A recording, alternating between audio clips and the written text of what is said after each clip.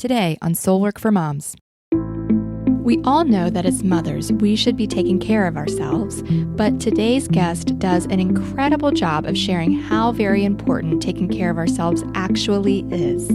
Dr. Christina Hibbert is the author of several books, including the IPPY Award-winning memoir, This Is How We Grow, Of Who I Am Without You, and her newest book, 8 Keys to Mental Health Through Exercise, which is being released today.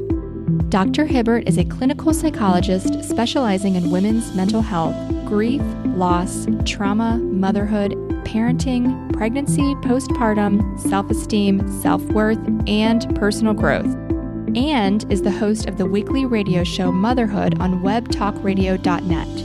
Dr. Hibbert is a dynamic speaker, the founder of the Arizona Postpartum Wellness Coalition, and producer of the internationally sold DVD Postpartum Couples. She, her husband, and their 6 children live in Flagstaff, Arizona. Today, Dr. Hibbert shares with us how exercise is literally medicine for our brains and her tips for achieving and maintaining good mental health. Hear my conversation with Christi right after this. I'm Michelle Duncan-Wilson, and last year I created a workshop for moms to get together and work through some of the things they were struggling with. The feedback from the workshop was great, but the thing I heard over and over again from the mothers was that they loved hearing all the other women who shared their struggles and strengths in mothering. I wanted to create an outlet for more of that, and the result is this podcast. Join me as I interview a different mother every week. You can listen in as women from all different backgrounds and stages in life share their experiences in motherhood. You'll also hear from expert guests who share their ideas on how to take the hard parts of mothering and use them to grow personally and spiritually. I call it Soul Work for Moms, Evolution Through Mothering. Welcome to the show. Christi, thanks so much for coming on the show today to talk about mental health. It is my pleasure. Thanks for having me, Michelle. Yeah. So first, I have to congratulate you on the launch of your 3rd book, 8 Keys to Mental Health Through Exercise, which is being released today. Congratulations. Thank you. I'm pretty excited. I appreciate it. Cool. So what led you to writing a book about mental health and exercise? Well, I've long been a believer in the power of exercise on our mental, emotional, all kinds of well-being, because personally, I wasn't always an exerciser, but after I had my first child and I had a lot of baby weight that I had to lose, I started exercising to lose the weight. So I started for physical reasons. And I eventually became certified aerobics instructor for other reasons. Of course, it was the benefit of free babysitting while I was exercising to get paid as well, which was nice. But I really just felt so mentally and emotionally well when I was exercising. And I did suffer from postpartum depression, and I've had that with all my babies, and also, depression and anxiety throughout my life at different times. And it's always my go-to now when I'm going through a hard time, and it's something I know that I need to keep doing to be mentally well. So that kind of got me interested in this topic, and I started writing about it on my blog. And then lo and behold, Norton Publishing got a hold of me because they'd seen my blog post and said, "Hey, we want to write a book on this topic. Would you be our author?" And I said, "Sure." So that's kind of how it happened. Oh, cool. So I think we all know that we should be exercising. I don't think there's anyone that's a big surprise, but what about for moms specifically? Can you tell us why, as mothers, that's such a key to our mental health? It is. And it's been one of the most fun parts of writing this book for me was I'm not a huge fan of doing research, but when I get to synthesize all the research and see it all together, it's just, there is such an argument for mental health through exercise that we can't ignore it. I mean, in so many ways, it can help us as moms. It not only gives us greater energy, which I know we all need, and helps us sleep better, which I know we all need, but it can lead to all kinds of other benefits, like helping us overcome mental illness, or the types of mental distress that we face as moms, like stress or depression or anxiety or any of these kinds of things. It can also help our mental clarity, help us focus, help us do our job as moms better, help us cope better. When we exercise, it boosts our endorphins, which help us feel good and give us more energy and help us feel happier. And also, exercise works directly on our brain chemistry. So it works like an antidepressant or another kind of medication, literally regulating and boosting the neurotransmitters in our brain that make us feel well. So I say exercise is literally like a medicine for mental health and wellness. And as moms, we need those benefits. We can't afford to not have them. And plus, we're also setting a good example for our children and teaching them the importance of taking care of themselves and their bodies and their minds. And one last huge benefit, too, is that it's been shown to strengthen relationships. And families that exercise together, they have stronger families. There's a whole chapter in my book on exercising as a family because it's really important and helpful. Talk to me a little more about exercising with your family, because I can just imagine telling my 3 kids, all right, time to exercise. That's not going to happen. So talk to me about that. Yes.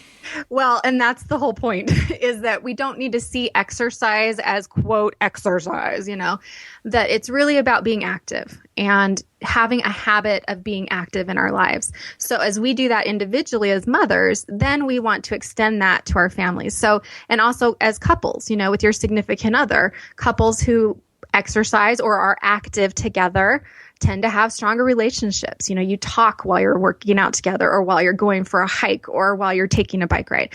And that's the same with kids, and especially boys who might not open up much. I have 4 sons and 2 daughters, and a big key for me in getting my boys to open up and connecting us is getting us outside playing basketball or soccer or, going for a bike ride or taking them on a hike, going swimming, going exploring somewhere. So we make it fun, and we're just looking for ways to be active with our kids and as a family as a whole. Cool. Okay. I can see that. So they don't necessarily know that they're doing the exercise. They just get to do some fun activity.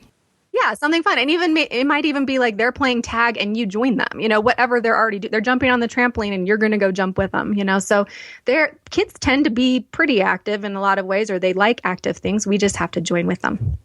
Yeah, that's so true. So often my kids, they love playing soccer, and they'll say, Mom, come out and play soccer with us. And I have to say, I probably could say yes more often than I do. Yeah. Well, we all could. That's for sure. Yeah. And speaking of that, being a mom, it can be exhausting. And I do find myself using the excuse that I'm so tired that I'm too tired to exercise. And I literally sometimes tell myself that I'm better off just sitting on the couch to let my body rest. But then that ends up with me having several days of no exercise because I'm so tired. What if you were sitting there in my living room when I was thinking out loud? What would you say to me in those moments? First, I'd say I totally understand. I feel the same way pretty much every day around 2 or 3. But, once we learn and we learn for ourselves that getting up and doing something like just going for a walk is the best thing we can do when we're low energy, we have to kind of prove it to ourselves, So I've proven it to myself so many times that I can force myself up off the couch and out the door. And usually it's just like, I'm just going to walk around the block because I know if I don't do something, I'm going to be this low energy, like you say, for the rest of the night, maybe for a couple of days, whatever.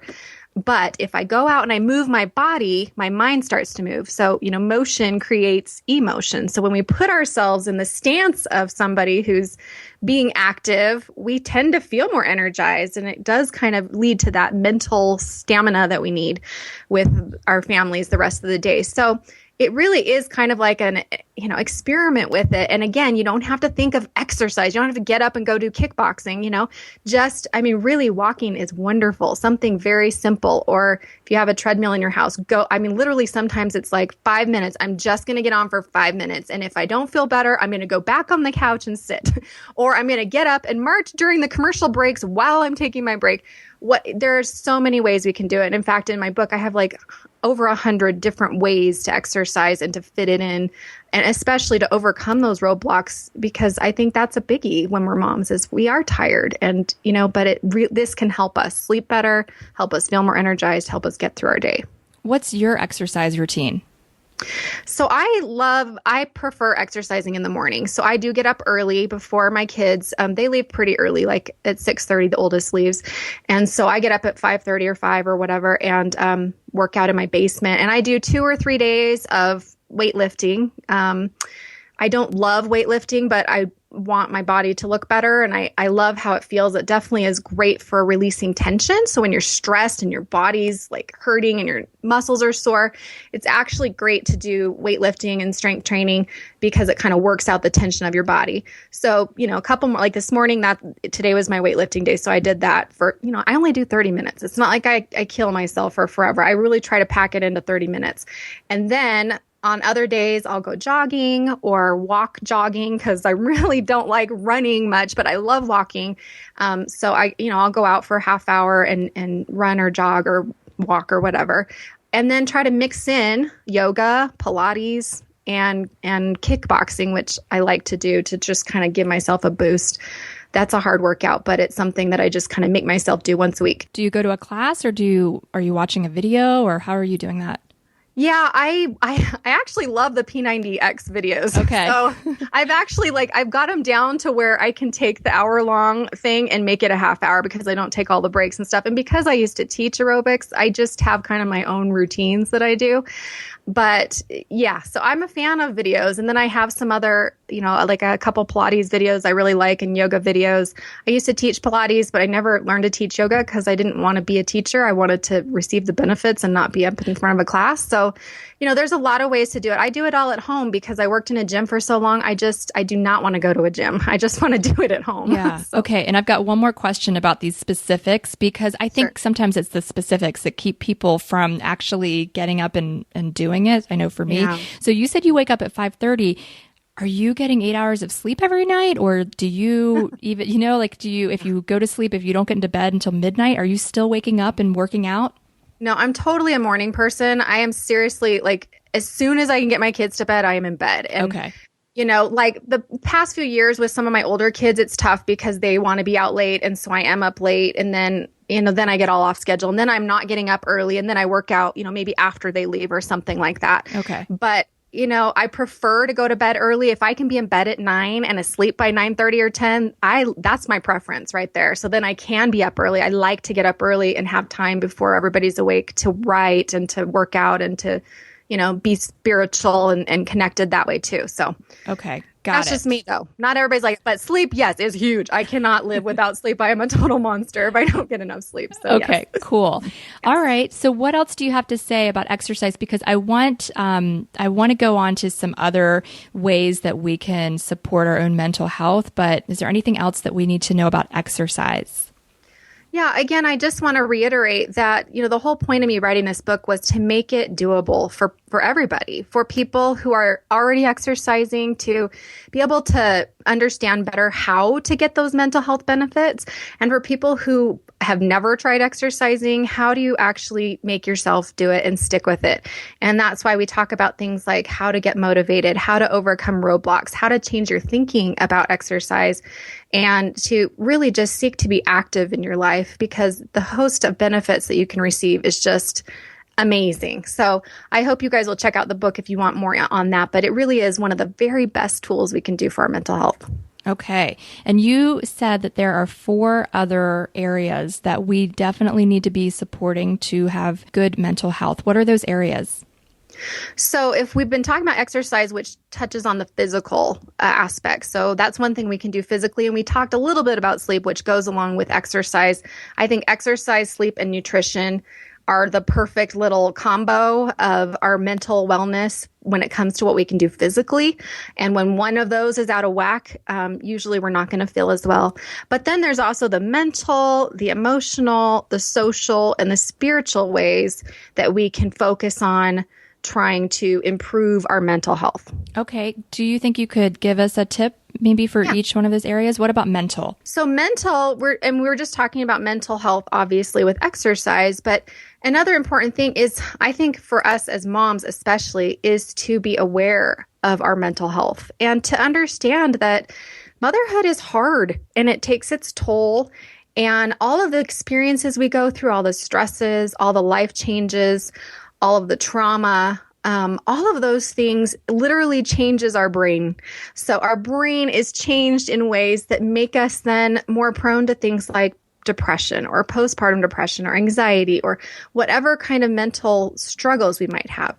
So in order to take care of our mental health, when we talk about, the mental things we can do, we can obviously, make sure that we're seeing our doctor regularly to talk about our mental health if we need that, but also, being aware of how we think about things and taking care of our brain in the same sense. That kind of goes with physical and mental. And taking care of our brain goes back to the physical because that includes exercise, sleep, and nutrition. Those are the 3 top ways to take care of your brain. But I think also with mental, we can really focus on our thinking and what are we thinking about our experiences and what are we telling ourselves about ourselves each day that can either lead toward mental health or pull us away from it.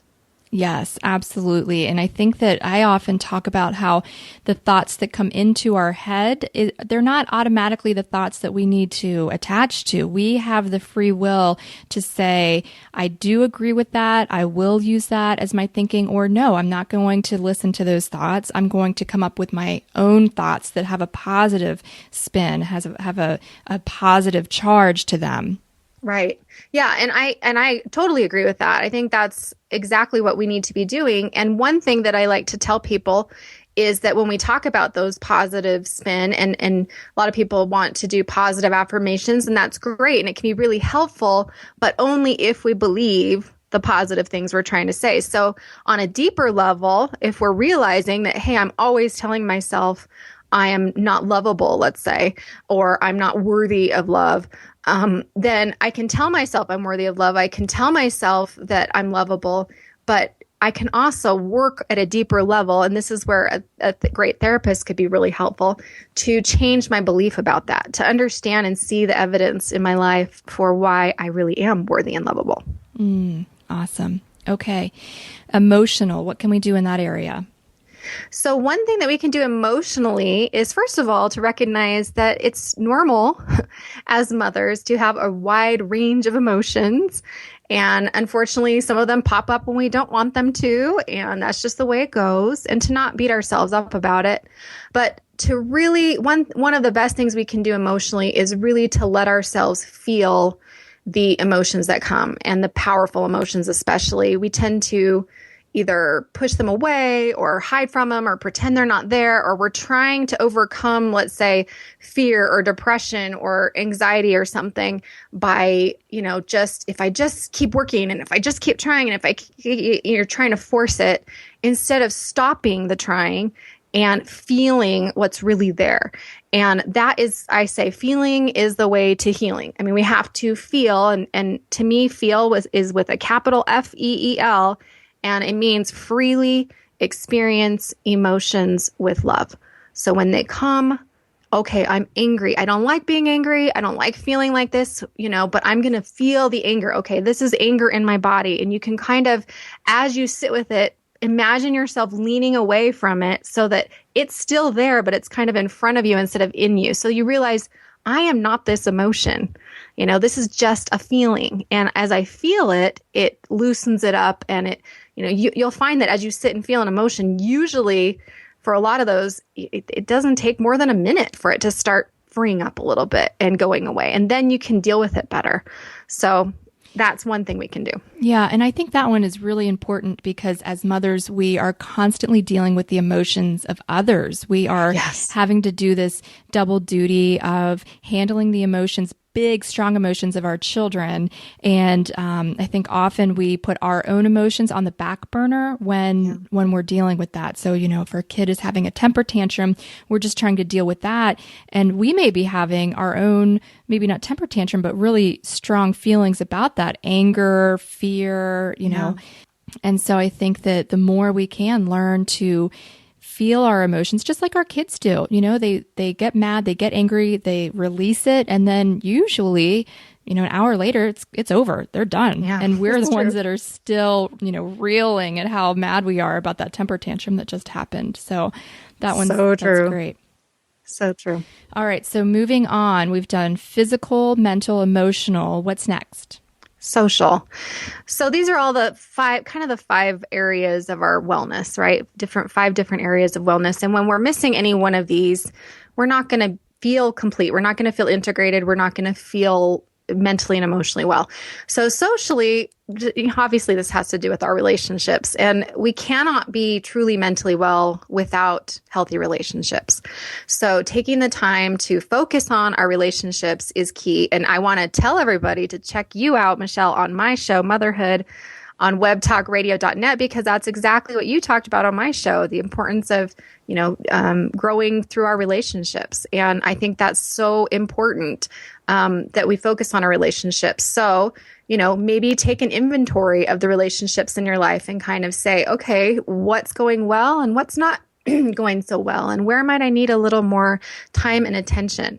It might be that one of your children is really struggling and you have been too busy to really give that time and attention to that child. Or maybe it's that, your relationship with your husband or partner is rocky right now, or you guys haven't had time together, because let's face it, as mothers, that's hard. It's hard to fit in time for even the people that you love the most. And so it might be about making time. It might be about doing service for those that you love. It might be about talking with somebody that you love, or doing something kind for them, or whatever it may be. But stop and take notice of what's going on socially in your life before it gets out of hand. The sooner we can identify our relationship struggles and work on them and make them our priority, that you matter to me, because, I'm going to show you that by stopping what I'm doing and making changes and talking with you and working on this and improving it. And as I always say, especially when it comes to marriage and those kind of intimate relationships, it's important to focus on obviously overcoming the challenges that you face and healing the negative parts of your relationship, which again, marriage therapy is wonderful for. I do a lot of couples counseling, and I think it's a really helpful tool, but also to work on the positives. So at the same time that you're overcoming the negatives, strengthen the positives. Remember why you fell in love. Remember that you actually like each other. Remember what you like to do together, get to know each other again.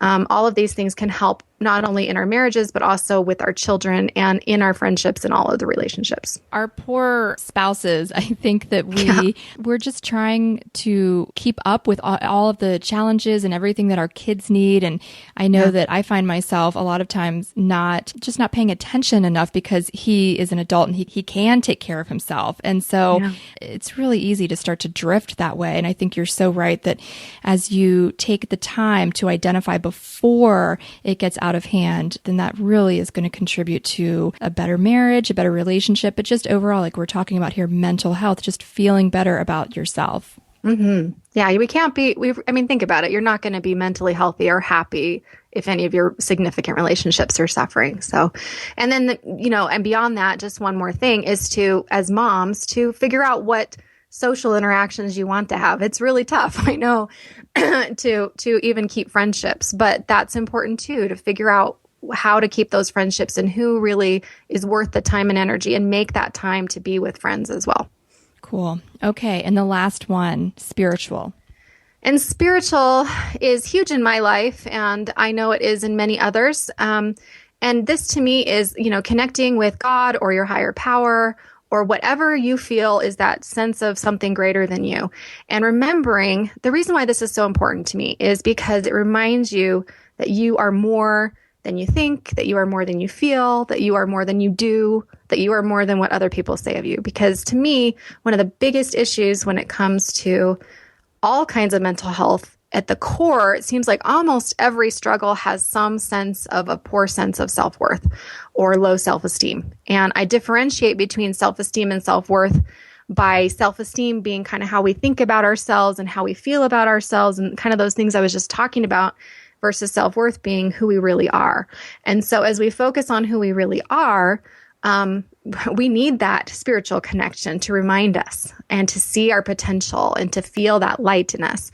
And so one thing that I really highly recommend is mindfulness and meditation. I'm not great at meditating all the time, but I do try to do, just even a few minutes, 5 or 10 or 15, whatever I can do, of, I have a spirit meditation that I like to do. I have a video of that on my YouTube channel, Dr. Christina Hibbert, if you want to check that out. But that's what I do every day to kind of connect. It's this particular meditation connects my body and reminds me that there's more going on inside of my body than I realize. It helps you to kind of feel your spirit and to remember that you're more than just this flesh and all the stuff going on in your life. So any way that you can meditate or be mindful and focus on the present and kind of bring yourself back to now, deep breathing, relaxation, prayer, reading scriptures or other kind of texts that are uplifting and help you. All of that's part of my, quote, hour of power. I do my, 30 minutes of exercise, and then I do my 30 minutes of meditation, scripture study, and prayer. And to me, without that hour, my day's I'm just not well. I'm just not as well. So you find what works for you and make your hour of power and fit it in. It's important, and it will really help. And I like how you fit it in first thing in the morning, so that it definitely will happen. Yes, because that's kind of the only way. Yeah. So your first book, This Is How We Grow, it chronicles the 4 years that you had after you tragically lost your sister and brother-in-law while you were pregnant with your fourth child, and you inherited your 2 nephews. You went from being a mother of 3 to a mother of 6 virtually overnight. And while I was reading This Is How We Grow, what struck me, it's first of all a beautiful book, and I encourage any mother to read it. And what really struck me is that you so often wrote about hearing your Dr. Hibbert voice while in the midst of some really hard times when you didn't necessarily even really want to do what that Dr. Hibbert you had to say. Yeah. And I think that we all have a voice of knowing that sometimes tells us what we should be doing, and it can be so hard to listen to sometimes. I wondered, could you talk a bit about that experience of having your voice? When you are living your life, you not only have that voice, but it is your professional psychologist voice that's telling you what to do. Sometimes we look to the specialists and we assume that they don't have the same struggles that we do, and so it's harder for us to do what they do or what they suggest for us to do. But what I took from that book is that you don't have like free ticket, that you still have to do the same hard work that all of us are doing. Yeah. And in fact, that's why I laugh at those parts, because they do remind me exactly of when I would hear that voice telling me what I should be doing. And I knew that I should be doing it. And sometimes it was sort of a helpful voice of, you really should take a nap right now, or, you really should be, And sometimes it was like telling me what I needed to do, and I didn't want to hear it. It's like, yeah, I know I need to not be whining right now. Yeah, I know I need to, take care of myself better, whatever. I'm tired of hearing it. Shut up, Dr. Hibbert, Yeah. So there came a point where it's like, Dr. Hibbert's driving me crazy, because that voice of mine that's kind of that, I guess in Freudian terms, like that superego voice that's kind of in charge of watching out for you and giving you sort of the guidance in your life, it became sort of something really difficult to listen to, because I didn't want to have to do what I knew I should do. I think everybody can relate to that. We don't want to have to do what we know we should do. And I remember saying to my husband many times, I wish I didn't know better, but I do know better. And because I know better, I know I should do better, but it's hard to do better even when you know better. Do you have anything when you start to recognize that there's something that you know that you need to do and you just don't want to? Do you have any tips for the rest of us that are experiencing that? We know we should do better and we just don't want to. Yeah, all of this kind of stems from cognitive behavioral therapy, which when I was learning about it in school, it really helped me. And it really helped me to understand how I can hear my thoughts. And when I hear my thoughts, then I can change them. And the whole point is that there's this metacognition, that we can think about our thinking. And so if we're thinking about our thinking, then there's more to us than just our thoughts, right? So it helps us to get out of our head and to then step away and go, okay, what's really going on here? And I feel like there's really 3 parts of ourselves. There's kind of the part of yourself that just kind of wants to do what it wants to do. And this kind of fits with Freud's stuff, even though I'm not a Freudian psychologist at all. But there is the part that just kind of wants to like do what they want to do. And then there's the part that's sort of maybe overthinking or, telling you what you should do. And then there's sort of the you part. The part that I most identify with is this other part that's kind of being able to take in all the information and, the one part that wants to kind of be the child and the other one that wants to be, the super grown up. And then there's sort of me trying to decide between these choices. So that's where the Dr. Hibbert came from. And so I just feel like helping yourself to identify and hear yourself thinking, that's one of the best things we can do. And when you hear yourself saying it, then over time you can change it. And so, I used to hear myself saying things like, I'm going to freak out. I can't handle this. And then over time I would hear that and I'd say, wait a minute, I don't have to freak out right now. I can handle this. And, that's part of that Dr. Hibbert voice, but also part of just me realizing, what, the consequences when I go down that other road of not listening, they're not good. I've seen those consequences. It's not good to give in to my emotions and that little baby side of me, that little me that wants like me, and just to do whatever it wants. On the flip side, it's also not good for me to always give in to that other side that's telling me what I, quote, should be doing all the time. But, to find a healthy balance. And so I think it all goes back to being able to identify what we're thinking, what we're telling ourselves, and to stop and change those things that we believe, that we tell ourselves that just aren't true and aren't helpful, and to find the truth and to start, like you said, that positive stuff, start to put that into your life. So instead of saying put positive thoughts into your life, I like to say put truthful thoughts into your life, and hopefully they're positive, that are more helpful. Wow, cool. Yeah, and I think that motherhood, it gives us such a great training ground for this really continued maturity, because you constantly have things coming at you that demand you to question what you're doing and to feel like you really know what you're doing, when sometimes you just don't. You feel like, I don't know what I'm doing. Yeah. Absolutely. Okay, so we're going to start wrapping up, but I want to ask a few questions that I like to ask all my guests, and we will start with this. You have 6 children, but did you always know that you wanted to be a mom? I did. I actually, when I was younger, I wanted to have 6 kids. I thought I was the oldest of 6, and I just thought, oh, that's so fun.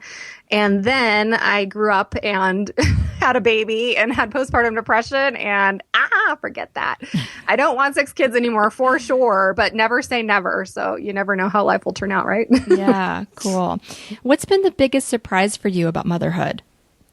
Well, other than that, I have 6 children. I think how hard it is. I mean, I really thought that I knew I wanted to go back to graduate school. I had my degree in psychology when I got married, and I knew I wanted to go back someday, but I really was excited to be a mom. And I thought this was going to be, sort of my calling and my fulfillment and all of this. And it was so hard. I had such a rough start with postpartum depression, and it was just so hard. It was so much harder than I thought. And that's what made me rethink how many kids I wanted and how many I could handle. And I think that's really the big thing that stuck out for me, is just continuing to remind myself that it is really hard. And for everybody out there, yeah, it's hard. And you might get through one phase that was hard, but you're going to get into another one that's harder in a different way. And it just continually changes and evolves, and it's tough. But the blessings of it are so great, as we all know. Yeah. So does that tie into the next question, which is, how has being a mom changed you? I just have to say, how hasn't it changed me? You just said it, and I agree with you. I always say that motherhood is the most fertile ground for us to plant ourselves in and grow. And, that's kind of my tagline for This Is How We Grow, is when life throws you in the mud, plant yourself and grow. And I believe in that. And I wouldn't be talking to you. I wouldn't have written these books. I wouldn't be doing what I'm doing, even in my professional life, without being a mom. And I certainly wouldn't have the character development that I've had as a mom. It forces you to have to change and grow. Mm-hmm. What is one thing that you want your children to know? Yeah, this is a tough one, because there's a lot of things. But right. I guess the most important to me right now is that they really, really know their true value and worth, and that they understand that they are more than the world tells them they are, and that they do, and how they feel, and all those things I was talking about earlier, and that they know that they are loved, and that they have people that love and care about them no matter what's going on outside and in the world. And I really want them to know also that lesson of that when their life is going to throw them in the mud, which it will many times. And it already has. We've been through a lot. My kids have already been through a lot of really hard times, but we can grow and we do become better through them. So I really want them to believe that like I believe it. So you are a really inspiring woman that I look up to. Who are one or two women that inspire you? Thank you. That's very sweet. I was thinking about this, and I can't say that there's like a specific person right now off the top of my head, but what I can say is the most inspiring thing to me is seeing the countless women, and especially mothers, and seeing the things that they do every single day, whether it be a mom at Target whose kid is screaming and she's just handling it like a boss, or, somebody who's going through a really difficult loss or divorce and who's still there for their kids. I really feel inspired by mothers and their everyday work, because I really think that it's like divinely inspired, that we really are here to do the most important work. And that's why I love getting to do my radio show and talk to mothers and about mothers, because I value us so highly. And I think what we do is amazing. And each Soul Work for Moms episode ends with this question, and I will pose the question to you. What is the one thing that you want all mothers to know? Oh, again, so many things, but I think the one thing that most moms probably need to hear and really believe is that you're doing better than you think you are, and that we all are in the mud together and we can all be planting ourselves and growing wherever we are, no matter what's going on in your life. And hopefully that you feel that love, and that when I say that you're doing better than you think you are, and that you really are incredible. And the work we do as moms really is important. And I hope you'll take care of yourself as well, because that is the true key to mental, emotional, physical, social, spiritual, all of that wealth.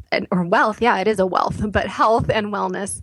And I really think that we moms really need to do a little bit better at taking care of ourselves along this beautiful journey. Dr. Christi Hibbert, thank you so much for being on the show, for sharing your wisdom with us, and just for doing what you do every day. It is my pleasure, and thank you again for having me. It's such a joy. And just like Christi said, she hopes you'll take care of yourself. I hope you'll take care of yourself too, because you deserve to be healthy and feeling good. This week's Soul Work action step is, you guessed it, to get up and exercise. Just as Dr. Hibbert mentioned, let's prove it to ourselves that when we are feeling like we're in a slump, best thing we can do for ourselves is get up and get moving. Bonus points for you if you get moving this week with your children. So many thanks to Christi for spending her time with us today. And if you'd like to learn more about Dr. Hibbert through her popular website and blog, The Psychologist, The Mom and Me, visit drchristinahibbert.com. That's also in the show notes. And don't forget that her book, 8 Keys to Mental Health Through Exercise, is available today. You can find it on Amazon, and there's also a link to all of her books on the show notes page at soulworkformoms.com. That's where you'll also find this week's Soul Worksheet if you'd like to go a little deeper and write down your thoughts on the things that Christi spoke about today. I would love to see how you're getting your exercise this week. You can tag Soul Work for Moms on Instagram and Facebook, or use the hashtag SoulWorkForMoms to connect with other listeners too. I'll end today by reminding you that you matter. When you face the hard times and grow personally and spiritually, you are rewarded with a richer personal life, a richer family life, and a richer world, and that is evolution through mothering. Thanks for listening. I'll see you again next week.